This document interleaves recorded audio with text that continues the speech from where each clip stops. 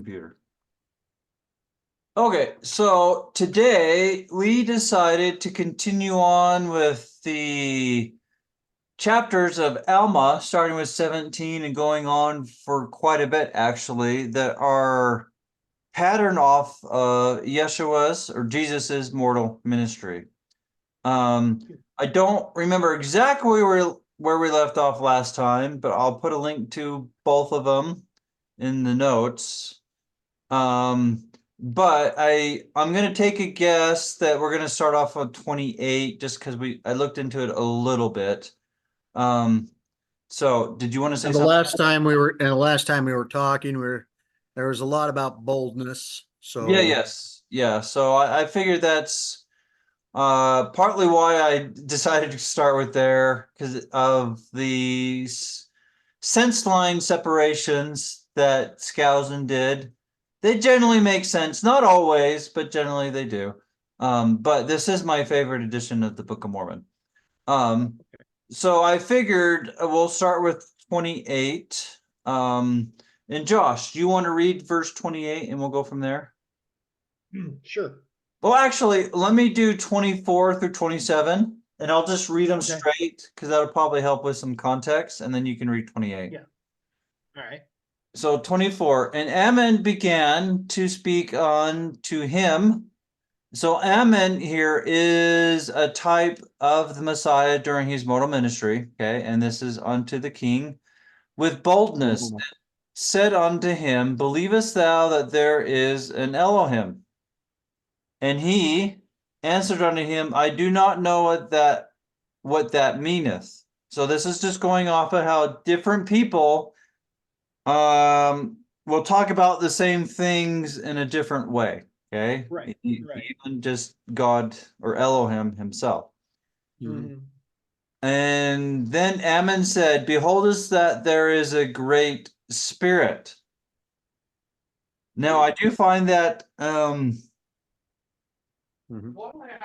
insightful because at this time in history, Yahweh only had a spirit because he had not come down in his mortal ministry yet.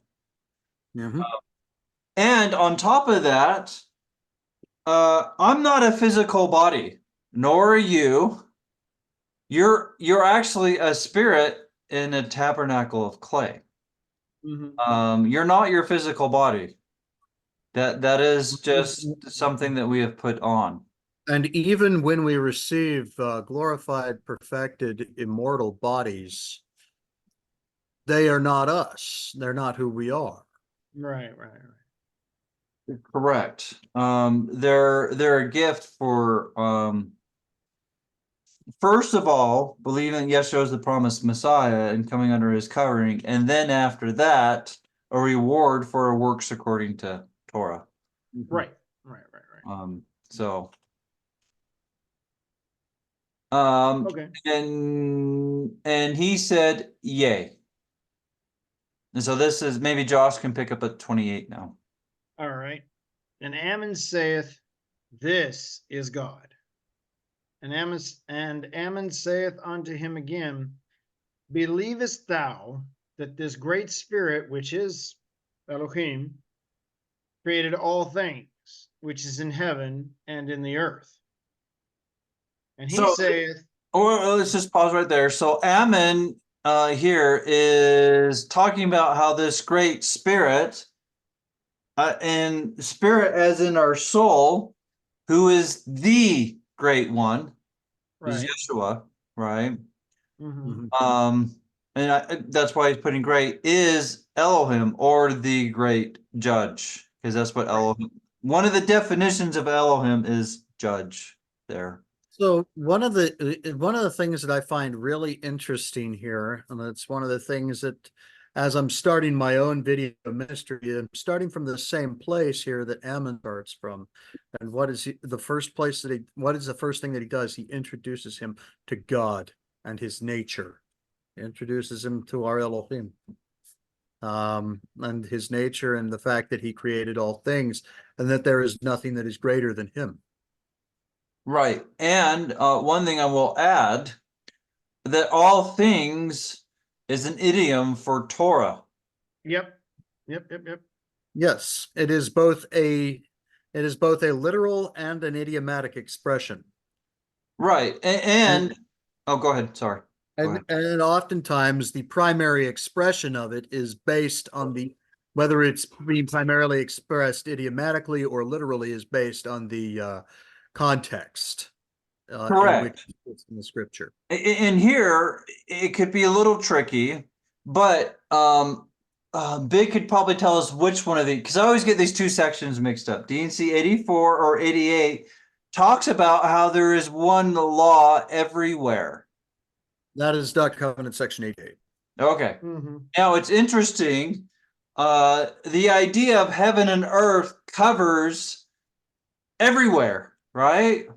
Yes. So that goes along with D&C 88, how there is one law, aka Torah, which is everywhere. Yes. Now, clearly, Lamoni is understanding this in the literal sense, all things. I don't know. I Because he was a Hebrew. I believe that he is I because think it's possible. What's up? I think it's possible he's seeing it on the surface level. Just from his response, I'm thinking he's looking at it on the surface level.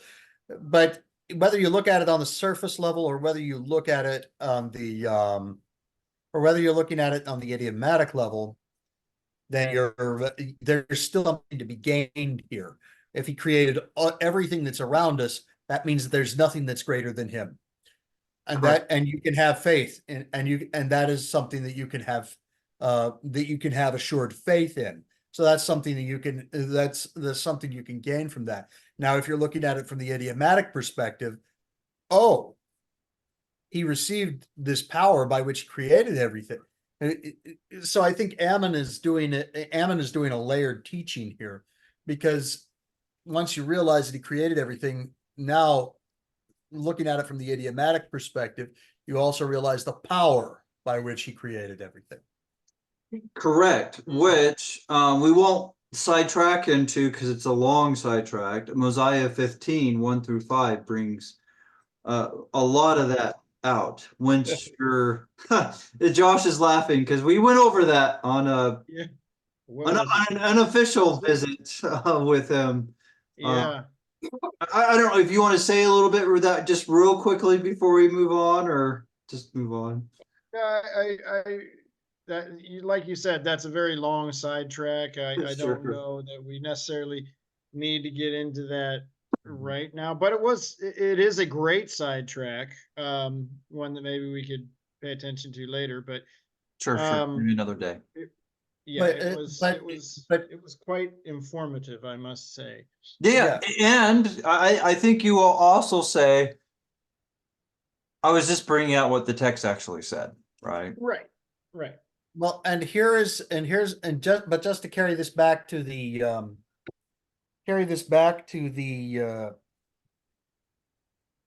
comparison that we're making here between Ammon and him, with him being a shadow of the Messiah. of the Messiah. The Messiah also taught layered teachings like this all the time. Oh yeah. Where you have something that has a good positive meaning at face value, and yet also it has far profounder implications when you let the wordplay come into effect. Oh yeah. Yes, completely. And we don't need to go into examples because it's all over the place. But yes. All right. So I think that's good on that verse. Zach, you want to read 29? And he saith, yea, I believe that he created all things, which is in the earth, but I do not know the heavens. So I do think this is kind of some support where he only saw it on kind of the surface level, as Ben was kind of bringing out there, right? But the one thing, I think this also goes along with is that a lot of the promises Christians will spiritualize, where the Jews know that it's supposed to be here and the now. Right. Okay. And I can see that a little bit in there. Because they're like, oh, that's a promise for later, right? Yeah. Yeah. That's a promise for heaven. Never mind the fact that heaven is glorified earth. Correct. And also, if you're not seeing the promises that Yahweh gave now, I'll just be blunt. It's because you're not keeping his ways, known as Torah. Correct. Yeah, you may be you know, you can go to church and you can praise all day and still not receive and still not be followed by the signs that follow them that believe. Because unless you do the will of your Father who is in heaven, unless you do the will of Elohim, you do not believe that God is as good as his word and that his word is faithful, because you're treating it like you're treating the punishments that he pronounces upon those who do not do as he says, as if they are not going to happen to you.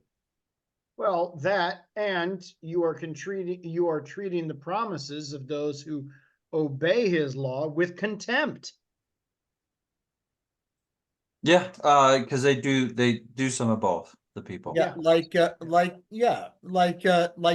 somehow they're owed to you just because you happen to believe in the right reformer. Right. Right, or restorationist. Or restorationist, right? Correct. Yeah, But the idea is the same. I'm just throwing that one in there also, just right. give a fuller picture of what's going on. Right. So reformer, or the right early Christian father, just to even fill out the picture even more. Good point. Good point. Yeah. So it's so the point remains. Fear God, and by fear I mean revere. Right. And I would agree with that. In fact, just on that point, and we're not going to sidetrack on this, but I'll just, other than what this statement, there's a verse in Job 1 that really makes it obvious that fear would be better translated as revere in many cases. So, Right. This has to do with translator bias, but go ahead, Josh. You know, I was going to say it has to do with translator bias. It also has to do with a certain flawed understanding of how we respect and show our love for Elohim. Yes. Because if we are living Torah, it's because we revere, we respect, we love, right? Fear. Wait a minute. I think yes. Just to support that real quick, Yeshua said, "If you love me, keep my commandments." Oh yeah, very good. And what does he say he will do for us after we keep his commandments? And I will pray the Father, and he will send to you another comforter. Yes. Yes. But here's the thing. Fear is the exact antithesis of reverence. Yes. So one thing we do also need to keep in mind that we are supposed to work out our salvation with fear and trembling, though.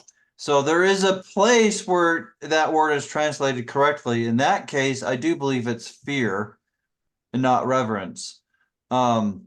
As in to fear the consequences otherwise, because Alma 42 and 2 Nephi 2 actually kind of brings out that point that punishments are partly there to get people to repent, to go to Yahweh and gain salvation, which goes along with fear. Well, Right. and the main thing about that is, you know, But I a would lot of look- people think that why we start is the why we start is just as important as that we start. And guess what? It's not. No. If you start from fear, but to grow to love your God, you're in the Right. same place as the person who started from love and decided that they didn't need to work out their you're in a better place than somebody who started in the love of God, but stopped working out their fear or working out their salvation with fear and trembling. Yeah, and along with that, I like to say it doesn't matter how you start, it only matters how you end. Right. Oh wait, that reminds me of that old adage.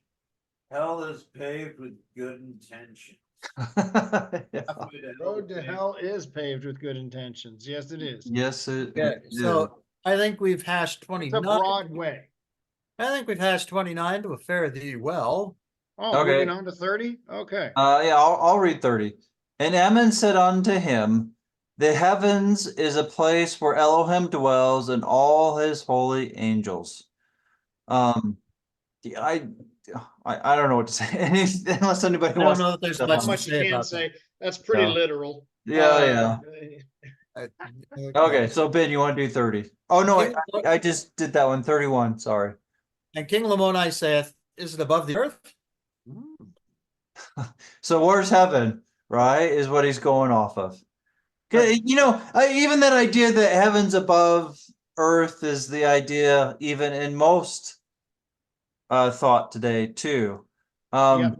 But the thing that, but this is actually a pretty interesting question when you think about it. And Ammon's answer is equally interesting. So if we could have that get read. Okay. So that Josh, you want to do that real quick? Sure. And Ammon saith, Yea. And he looketh down upon all the children of men, and he knows all the thoughts and intents of the heart. For by his hand were they all created from the beginning. okay, Ooh. so this idea of being above the earth is another one of those things where it's both where it's where It's it an is idiom because the world's an a idiomatic, globe. it's an idiomatic expression. Yeah. And I think Um, it goes along with, and maybe Ben's saying this, that he's looking down upon us. That's why Right. it's above. Yeah, and when he's by looking down upon us, it's not it's you know, that actually adds to this idea of the condescension Mhm. of God. Yeah. And also in the scriptures, isn't the earth referred to as his footstool? So Yeah. someone constantly would be looking down towards their feet or the place where their feet rest, which is the footstool. Uh-huh. Yes. And Um, so this is another one of those things where it is both idiomatic and potentially literal, though we have no idea where specifically the heavens are. Mm-hmm. right. The one thing I would say that we're supposed to make earth like a heaven, as in described in Ether 12. And right. yeah, and so I would say that the idiomatic expression of this idea is far more useful to us. Mhm. And we are to raise we through the righteousness of Yeshua HaMashiach are to raise ourselves, are to be raised to a higher plane of existence where we make choices from better places. Correct. Right. I think that goes along with how Yeshua in the New Testament stated that heaven's within, as in, it's us, it's within our capability to make heaven by our choices, as Ben was bringing out there, right? Right. Mm-hmm. Because we make the choices from within, from our heart. The question is, do we have his ways written upon our heart, aka Torah, or our own, or Satan's? Or aka Torah, aka heaven. Is heaven written Correct. upon your heart? Right, because Right. Torah is the way of heaven. Correct. As in brought out in DNC 88, right? Right. Right. And Ben's favorite section. My Pharisee roots here, guys, I'm just saying. What'd you say, Matt? You're really challenging my Pharisee roots here, guys. I don't know. Well, I'm glad, Matt. Hopefully you'll learn some truth then. Hopefully thou shalt embrace it. Oh, I'm teasing. I know. Heckling is great. Yeah. Anyways,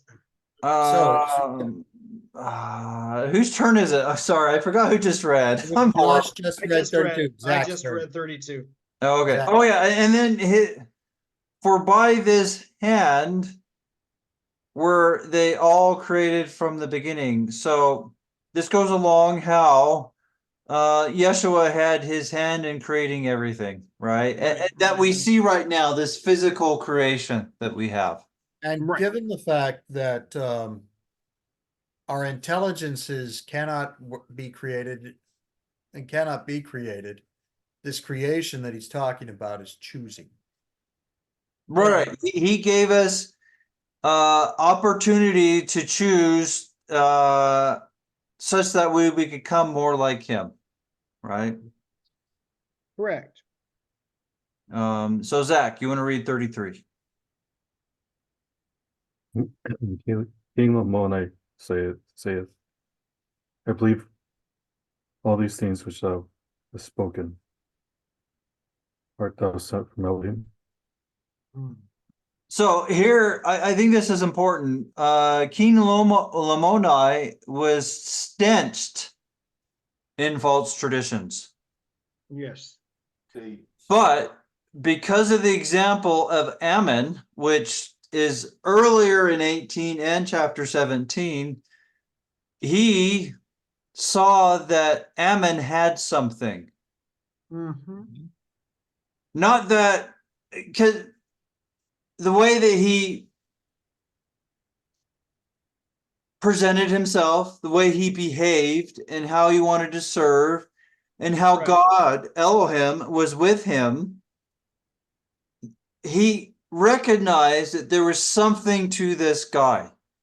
And so I do want to sidetrack us just a little bit. One of my favorite lectures on faith verses.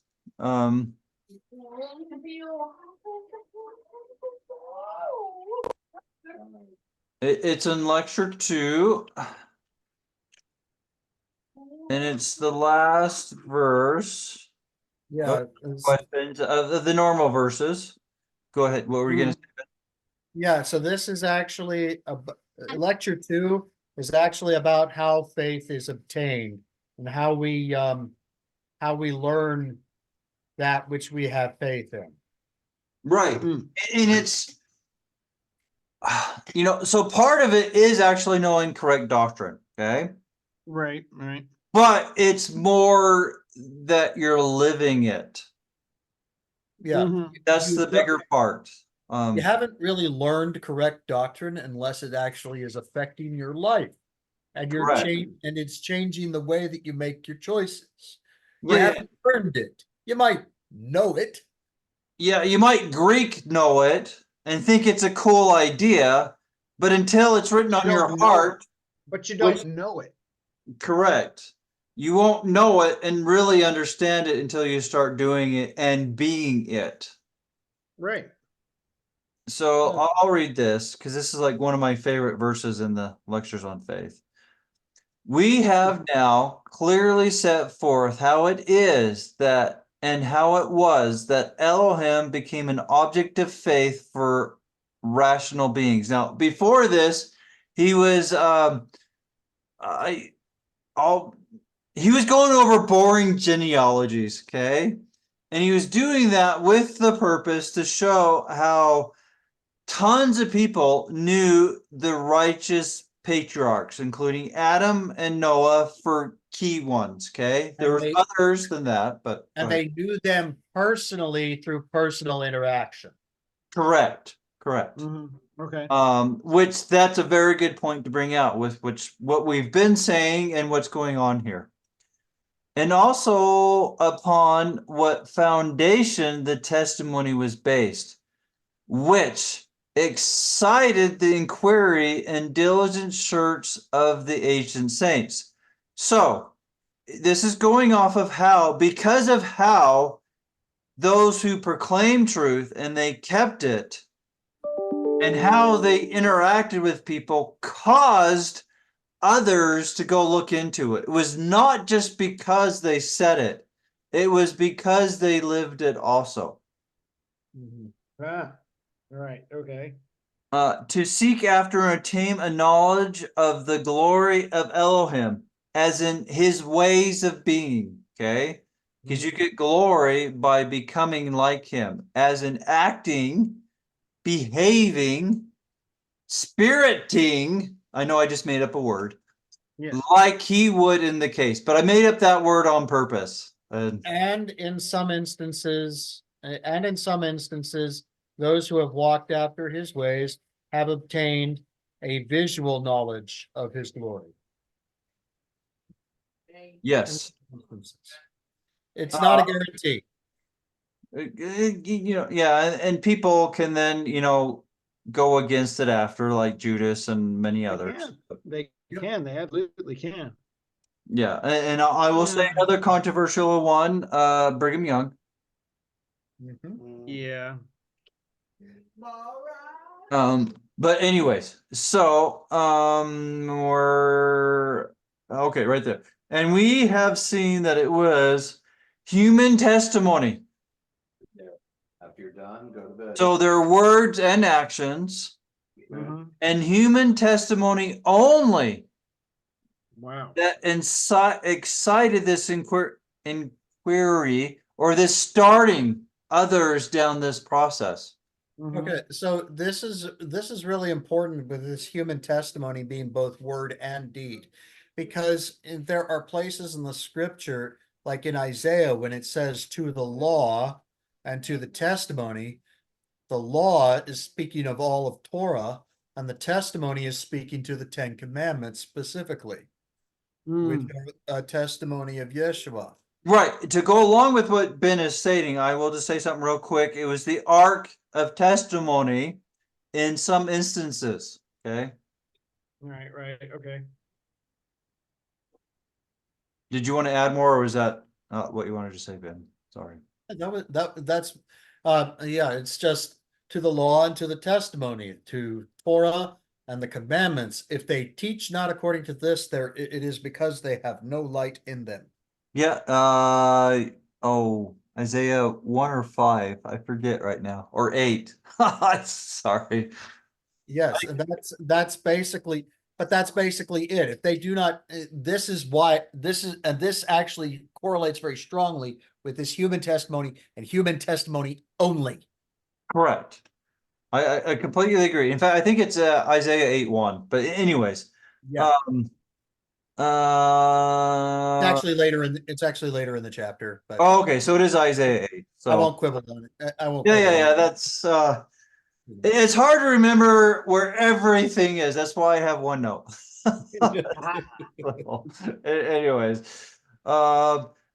in the first instance in their mind. So that's what started it, right? Right. It was the credence. Now, let's. I know I'm sidetracking more, but that's an important part. Credence. Yes. And for this particularly, the 1828 Webster's Dictionary is really important because this was written in a time when this dictionary was the one in use. Yeah. So Ben, you want to read the dictionary? All righty. It's credence, belief, credit, reliance of the mind on evidence of facts derived from other sources than personal knowledge. As from the testimony of others, we give credence to a historian of unsuspected integrity or to a story which is related by a man of known veracity. So the evidence would be their actions in this case, right? And the mind would be, well, in this case, how I would say how it's written upon their hearts, such Right. that they then did the actions that gave the evidence, right? So, Right. That which gives a claim to credit, belief, or confidence as a letter of credence, which is intended to commend the bearer to the confidence of a third person. as in like a letter of recommendation, right? Right, yeah. So, and the thing is that these testimonies in word and deed by the fathers, by the patriarchs, were a letter of credence between them for Yopa to their children. Right. Yes. Yeah. This is- And for those who follow Yahweh's ways, we are considered Abraham's children, whether Right. literal or adopted, right? Or grafted Right. in. The facts of the matter are, Uriah was a Hittite. Ruth was a Moabitess. And yet they were adopted into Israel upon their keeping upon their living by the law. Yeah. Yep. Okay, so they gave to the testimony of their fathers. This testimony having aroused their minds to inquire after the knowledge of Elohim. It gave them reason to start looking into, or so let me say this a better way. Their actions gave them reason to look into what they were saying. Right. Right? Right. The inquiry frequently terminated, indeed, always terminated when rightly or correctly pursued in the most glorious discoveries and eternal certainty. So, Eternal certainty. Ooh. Those are yeah. strong words right there. Those are very Yeah, strong words. calling election made sure, or a more sure word of prophecy, or another comforter. yeah, another comforter, the second comforter, getting the words from Yahweh Elohim that You've done well. passed. That you've done well. You've done well. You will receive celestial glory. There's lots of ways of talking about this, or the baptism of the Holy Spirit. That there's lots of various terminology that goes along with this that points to the same thing. Mm-hmm. It's not, I will say this, it's not necessarily seeing him face to face as a lot of people like to pursue. Right. In fact, just to state, in later Alma 20s, when Alma the elder had to deal with some difficulties in the church, Yahweh Elohim gave him, Alma the elder, this assurance, and it wasn't while he were face to face. He only heard the words. Right. Now, the interesting thing to note is that in order to be a special witness of Christ, according as what I've seen in the scriptures, one has to have had that witness, that Correct. face-to-face witness, either by vision, like Paul, or in the flesh, like Peter, and all the others. Sure. Or like in 3 Nephi 12, right? Right, 3 Nephi 12. You have to have had that in order to be an actual apostle. If you claim to be an apostle and you haven't had this, then you're a liar. And what Paul refers to as those who have claimed to be apostles who are not. Correct. Right. I completely agree. Actually, John. Actually, that's John in Revelation. Sorry. Well, anyways, a special witness versus getting your second comforter event are two different things, right? So Right.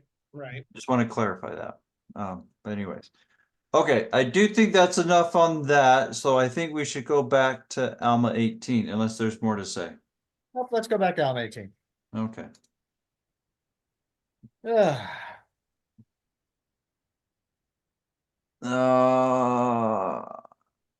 I think we just finished 32, right? Yeah, and I think it's Zach's turn. Okay. No, we finished 33. Oh, did we? Okay. Oh, yeah. So then I think it's No, there's one more on 33 that I really Oh, wanted okay. to. okay, go ahead. This is actually reminiscent of the words that the brother of Jared says before he sees more than just the finger of Yeshua. Correct. Yeah. He says, I believe that thou art a God of truth who cannot lie. And here he's saying, I believe all that thou hast said. Art thou sent from God? And that's which is a different thing, but it's similar in its intent, in that you're basically in the Hebrew mindset, when you state that you believe something, that means that you're going to do it. Correct. Right. But yeah, but Because that's a it's good thing the here. Yeah. Because it's the here and the now. Mm-hmm. And this also would go along with the type that we haven't done too much yet, but we did more in the past, how Ammon is a type for Yeshua, and how here is a mortal saying he will believe everything from him, right? Right. So, and that is either 3 or 4. It's probably, that part's probably 3. Either chapter 3. Yeah. Earlier than 14. Wow, I'll just search. Yeah, there it is, the main one. And Yeah. Pretty good, man. That was pretty good. So so the Lord, so Yahweh asks him, believest thou the words which I shall speak? And the brother of Jared answered, Yea, Johnny, Adon, I Johnny. know that thou speakest the truth, come here. for thou Now. art an Elohim of Do truth, not start and the canst offering. not lie. Is it full? And when he, the brother of Jared, had said these words, behold, Yahweh showed himself unto him. So just like when Lamoni says the words, I believe all that thou hast said, now Ammon can lay things out for Lamoni. right. Mhm. Which further down, it Yahweh brings out that's a key figure, or not figure, key piece in the brother Jared having or seeing God face to face, right? Is believing that he will not lie. That's a key portion there. Which a lot of people think the scriptures which contain Yahweh's word are lies, and they're going out claiming they've seen God. They are liars. Correct. Well, here's that's the crux of it right there. That is the whole thing of it right there. If you're prepared to believe everything that he will speak to you, then he will speak to you, and he'll break it down for you, just like Ammon was able to break things down for King Lamoni. And when you look at Hebrews chapter 2 and chapter 3, it actually shows that unbelief is equivalent to disobedience. So belief, similarly, is equivalent to obedience. Yes, I completely agree. And so depending on context, I would say belief unto action, because there's the Greek style of belief as well, where, oh yeah, it's up here and it's a good idea, and rainbows and butterflies and all that good stuff. And then there's belief unto action. Well, right, which is the Hebrew way of which is actually God's definition of belief. Yes. correct. But Yeah. with Paul, we need to keep in mind sometimes he's talking to Greeks and sometimes he's talking to Hebrews. Well, So yeah, and the epistle to the Hebrews kind of lets you know. Well, yeah, the name is kind of obvious, but I do think that is a good thing to keep in mind while reading the English translated scriptures of who he's talking to. So I do think it's a valid point to bring out to help people understand the controversies that can go along with that word. Okay. Right, right. Which is why the writer of the Epistle of Hebrews uses belief in Hebrews, where I think where it uses belief in Hebrews, where and why James actually refers to faith, the idea of faith with works and faith without works, which is Right. equivalent to the same idea as Greek belief versus Hebrew belief. Correct. Yes. Right. But I do think what Josh. I just thought it was an important point to make. Yeah. Because there are two very different camps when it comes to belief, right? There's the Greek. Yes, and I do think that's a which very. is, that's a great idea, an enlightening idea. Woo! And then I'm on about my way and doing whatever the heck I want. And then there's belief, the Hebrew style, which is, oh, I better do this. Yes. Because God, but why is belief in the Hebrew mindset connected to action? Because it's connected to God, who keeps his promises. Right. And I think just it's important to point out Greek thought and Hebrew thought are completely different. Yep. Hebrew thought focuses on action, and Greek thought focuses on ideas. And the action behind belief is actually doing. Right. Hence, faith without works is dead. Right, because it'll do you no good. In fact, along those lines, if you believe something and you don't act on it, it will actually make you more dead than if you had known it before. Correct. Can we pause for a minute, guys? Yeah, yes, I'll pause.